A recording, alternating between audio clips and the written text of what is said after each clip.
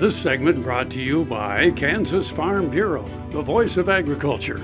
To join today or more information, go to kfb.org or find us on Facebook and Twitter. Welcome back to Farm Factor and the Angus Report. Adaptability isn't just about cattle that can survive in the cold or the heat. Sometimes it's just that they're able to safely digest the available forage. That's the case in the Red House, Virginia community, where Paul Bennett sells 400 Angus, Gelbvieh, Hereford, and hybrid bulls each year. Likely the greatest challenge we face is the fact that our primary forage is endophyte fescue, Kentucky 31 fescue, so we basically have to create cattle that are adapted to fescue. We do not have the option, we believe, of changing our environment to adapt to the cattle. So our greatest environmental challenge with respect to beef cattle production would be creating and having cattle that'll work on hot fescue. The producer is not big on second chances in his culling criteria.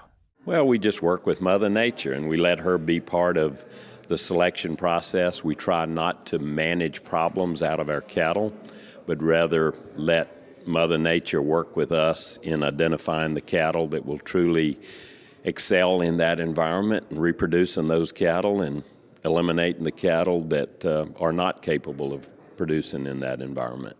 Adaptability is number one for his customers, but Bennett can tackle that and other traits in tandem. He says, for example, he relies on genetic diversity to move the needle on growth and carcass quality.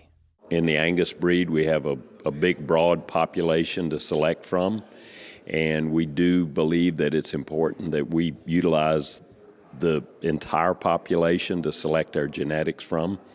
And in an effort not necessarily to have cattle that are extreme in any trait, but balanced and complete in a multitude of traits, we find that it's not necessarily easy, but it's very doable to create Angus cattle that excel at multiple traits and also thrive in our fescue environment.